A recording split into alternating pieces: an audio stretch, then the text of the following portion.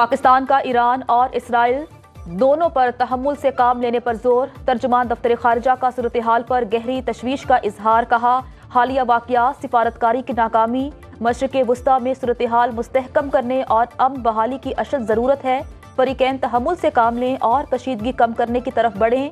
پاکستان نے کئی ماہ سے بین الاقوامی کوششوں کی ضرورت پر زور دیا.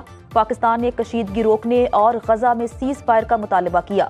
سلامتی کونسل بین الاقوامی امن اور سلامتی قائم رکھنے میں ناکام رہی.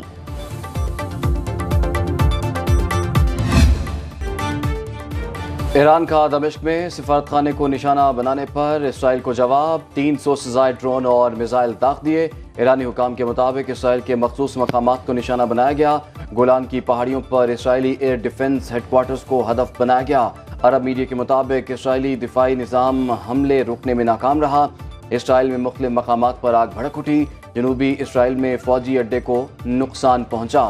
حملے سے اسرائیل میں افراتفری. خوف میں مبتلا اسرائیلیوں کی دوڑیں پناہ گاہوں کی تلاش میں بھاگ کھڑے ہوئے.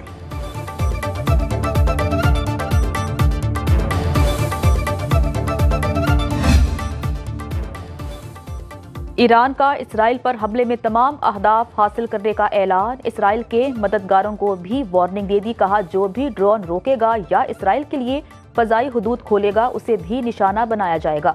اسرائیل پر حملے کو ٹرو پرومس کا نام دیا. ایرانی پارلیمنٹ کا اسرائیل پر جوابی حملے پر خوشی کا اظہار. حملے کی خوشی میں ایرانی عوام سڑکوں پر نکل آئے. ہزاروں فلسطینی بھی مسجد اقصی پہنچے. حملے کے بعد اسرائیلی لڑاکا طیاروں کا غزہ سے انخلا. ایرانی حملوں کے بعد اسرائیل نے فوجی اڈے خالی کر دیے. تعلیمی سرگرمیاں معطل. اسرائیل کی آج تہران کو جواب دینے کی دھمکی. سرحدی شہر حیفا میں ایمرجنسی نافذ. پناہ گاہیں کھول دی گئیں. ایرانی حملے سے محفوظ رہنے کے لیے آئرن ڈوم سسٹم متحرک. ترجمان اسرائیلی وزیر اعظم نے کہا کہ ایرانی حملے کا منہ توڑ جواب دیں گے. امریکی صدر جو بائیڈن کی نیشنل سیکیورٹی ٹیم سے ملاقات. کہا اسرائیلی سلامتی کو ایران سے لاحق خطرات کے خلاف ہمارا عزم فولادی. ڈونلڈ ٹرمپ کی بھی اسرائیل کی حمایت. بولے میں صدر ہوتا تو اسرائیل پر کبھی حملہ نہ ہوتا.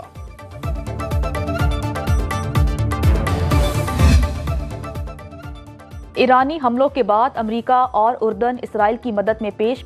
متعدد ایرانی ڈرونز مار گرانے کا دعویٰ. امریکی صدر جو بائیڈن ہفتہ وار چھٹی منسوخ کر کے وائٹ ہاؤس پہنچے. شام کے دارالحکومت دمشق سمیت اہم اڈوں پر ایئر ڈیفنس سسٹم کو الرٹ کر دیا گیا. جرمن چانسلر نے بیان میں کہا پورے خطے کا افراتفری میں ڈوبنے کا خطرہ ہے. مشکل وقت میں اسرائیل کے ساتھ کھڑے ہیں.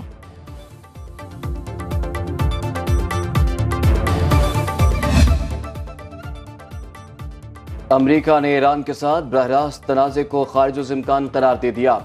امریکی وزیر دفاع لائیڈ آسٹن نے کہا کہ امریکہ ایران پر اسرائیلی حملے میں براہ راست شامل نہیں ہوگا. اسرائیل کی سلامتی کے لیے امریکہ مضبوط اتحادی کے طور پر موجود. خطے میں امریکی فوجی اڈوں کی سیکیورٹی کو یقینی بنانے کے لیے فوج کو ہائی الرٹ کر دیا گیا.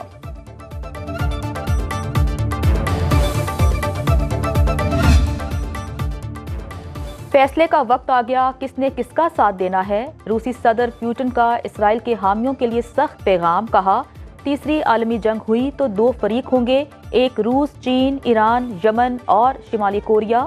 دوسرا فریق نیٹو، امریکہ، اسرائیل اور برطانیہ ہوں گے. چین کا فریقین کو کشیدگی کم کرنے کے اقدامات کا مشورہ. کویت کا اسرائیل سے سفارتی تعلقات کے معاہدے سے انکار. سعودی عرب کا مشرق وسطیٰ میں خراب ہوتی صورتحال پر تشویش کا اظہار. خلیج تعاون کونسل کے جنرل سیکرٹری جاسم محمد البدیوی کا عالمی امن کو برقرار رکھنے کی اہمیت پر زور.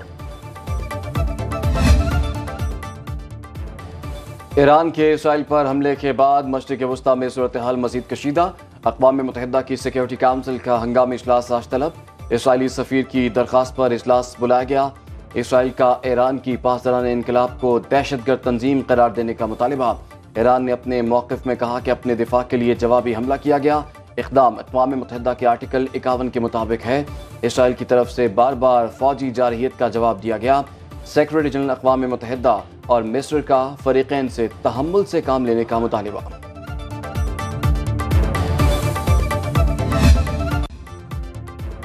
جنگ بڑھنا اسرائیل کے سوا کسی کے مفاد میں نہیں. جنگ خطے میں پھیلی تو پاکستان پر بھی اثرات ہوں گے. اقوام متحدہ میں پاکستان کی سابق مندوب ملیحہ لودھی کا کہنا ہے کہ پہلی بار ایران اور اسرائیل کی براہ راست محاذ آرائی ہوئی۔ ماہر قومی سلامتی امور سید محمد علی اور دفاعی تجزیہ کار بریگیڈیئر ریٹائرڈ وقار خان کا کہنا تھا، اسرائیل نے ایرانی سفارت خانے پر حملہ کر کے عالمی قوانین پامال کیے، ایران نے صرف فوجی ٹارگٹس پر حملے کیے، شہری تنصیبات پر نہیں۔ پاکستان سمیت مسلم ممالک کا متفقہ جواب آنا چاہیے۔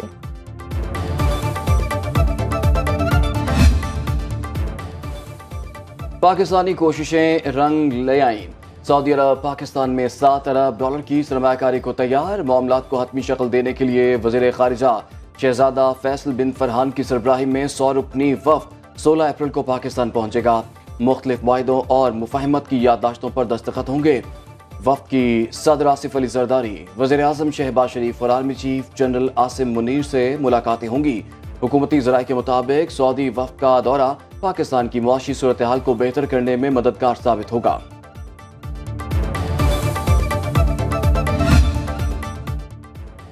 آئی ایم ایف سے نئے بیل آؤٹ پیکج کا مشن، وزیر خزانہ محمد اورنگزیب کی قیادت میں وفد امریکہ چلے گئے۔ پاکستانی معاشی ٹیم واشنگٹن میں آئی ایم ایف اور ورلڈ بینک کی عالمی کانفرنس میں شرکت کرے گی۔ پاکستان نئے قرض پروگرام کے لیے آئی ایم ایف کو باقاعدہ درخواست دے گی۔ وزیر خزانہ محمد اورنگزیب کی M D I M F Kristalina Georgieva سے ملاقات کا امکان۔ معاشی ٹیم کے اراکین آئی ایم ایف اور عالمی بینک کے سالانہ اجلاس میں بھی شرکت کریں گے۔ محمد اورنگزیب کی سعودی عرب، چین، ترکی اور اماراتی وزرائے خارجہ سے بھی ملاقاتوں کا امکان۔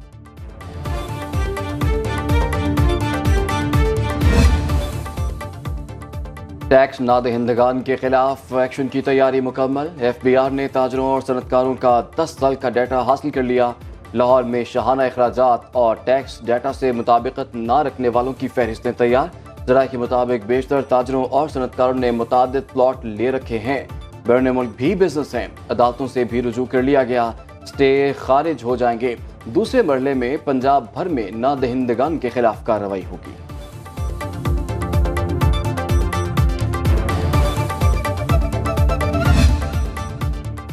بلوچستان حکومت کا سانحہ نوشکی کے بعد کی صورتحال کا جائزہ، مستقبل میں ایسے واقعات کی روک تھام کے لیے سیکیورٹی پلان ازسر نو مرتب کرنے کا فیصلہ۔ میر سرفراز بگٹی نے کہا، دہشت گردی کے خلاف جنگ پوری ذمہ داری اور مشترکہ لائحہ عمل کے ساتھ لڑیں گے۔ شہداء کے لواحقین کو 7 روز میں معاوضوں کی ادائیگی یقینی بنانے کی ہدایت۔ نوشکی میں قتل 9 افراد کی میتیں آبائی علاقوں میں پہنچنے پر کوہرام مچ گیا، اہل خانہ غم سے نڈھال۔ بلوچستان میں 2 روز کے دوران آسمانی بجلی گرنے سے جاں بحق افراد کی تعداد 5 ہو گئی۔ طوفانی بارشوں سے جانی نقصانات کی تفصیلات جاری۔ ڈیرہ بگٹی اور سراب میں 2 اموات رپورٹ۔ پشین میں 1 شخص لقمہ اجل بنا۔ پی ڈی ایم اے کے مطابق آسمانی بجلی گرنے کے مختلف واقعات میں پنجاب میں 17 افراد دم توڑ چکے۔ بارش سے مختلف حادثات میں خیبر پختونخوا میں 6 افراد جاں بحق، 7 زخمی ہوئے۔ مٹا میں مکان پر لینڈ سلائیڈنگ سے 2 نوجوان دم توڑ گئے۔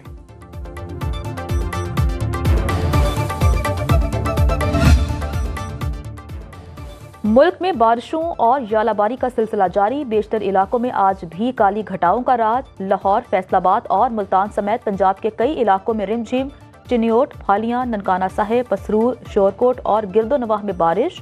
گندم کی فصل کو نقصان کا خدشہ۔ اسلام آباد، مری، پشاور اور کشمیر میں مطلع ابر آلود۔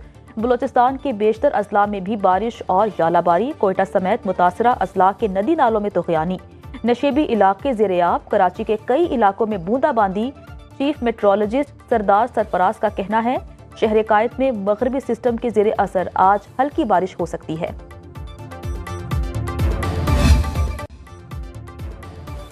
قومی اسمبلی اجلاس کل شام 5 بجے ہوگا۔ اجلاس اپوزیشن کی ریکوزیشن پر بلایا گیا۔ اپوزیشن کا دیا گیا ایجنڈا زیر بحث آئے گا۔ آصفہ بھٹو زرداری کل بطور رکن قومی اسمبلی حلف بھی اٹھائیں گی۔ پارلیمنٹ کا مشترکہ اجلاس ری شیڈول۔ صدر آصف علی زرداری پارلیمنٹ کے مشترکہ اجلاس سے 16 کی بجائے اب 18 اپریل کو خطاب کریں گے۔ پیپلز پارٹی قائد عوام ذوالفقار علی بھٹو کی برسی آج منا رہی ہے۔ گڑی خدا بخش میں پی پی کے جلسے کی تیاریاں مکمل۔ بلاول بھٹو زرداری اور دیگر قائدین خطاب کریں گے۔ جیالوں کے ذوالفقار علی بھٹو کے مزار پر آمد کا سلسلہ جاری۔ جلسے کے لیے سندھ حکومت کے سخت سیکیورٹی انتظامات، خواتین سمیت 8000 پولیس اہلکار ڈیوٹی پر مامور۔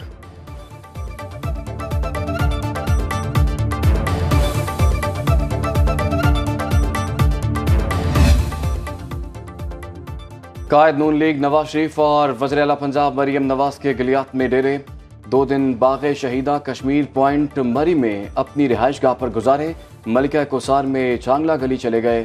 مریم نواز کا والد سے انتظامی امور بہتر طریقے سے چلانے کے لیے صلاح مشورے، کابینہ اراکین سے صوبے کی صورتحال سے آگاہی بھی لی۔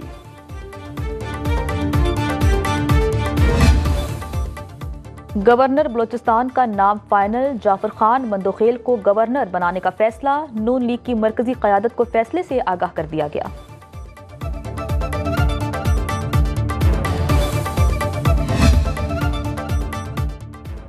آئین اور قانون کی بالادستی کا 1 پوائنٹ ایجنڈا، تحریک تحفظ آئین پاکستان کا ملک بھر میں جلسے کرنے کا اعلان۔ قومی اسمبلی میں اپوزیشن لیڈر عمر ایوب نے نیوز کانفرنس میں کہا، فارم 47 کی بیساکھیوں پر وزیر اعظم اور وزیر اعلیٰ بنائے گئے، آئین اور قانون کی بالادستی ہوگی تو بانی پی ٹی آئی کے کیسز ختم ہو جائیں گے۔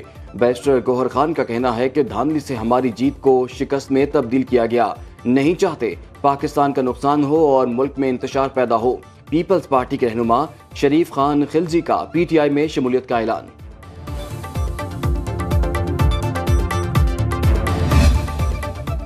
تفتیش کے شعبے میں اصلاحات کے بغیر آگے نہیں بڑھ سکتے، عدم ثبوت کے باعث ملزم رہا ہو جاتے ہیں۔ آئی جی سندھ غلام نبی میمن کی سنو نیوز سے خصوصی گفتگو، کہا شہریوں کے تعاون کے بغیر جرائم پر قابو پانا مشکل ہے، جو پولیس اہلکار کام نہیں کرے گا وہ گھر جائے گا۔ کراچی پولیس کو ہدایت کی ہے کہ چوری ڈکیتی میں ملوث ملزمان کو گرفتار کریں۔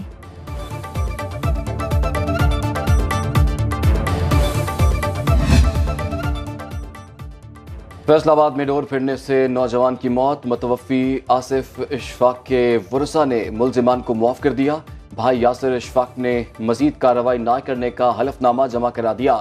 تحریری بیان میں کہا کہ گرفتار 5 ملزمان کو بری کرنے پر کوئی اعتراض نہیں، مقدمے کی پیروی نہیں کرنا چاہتے۔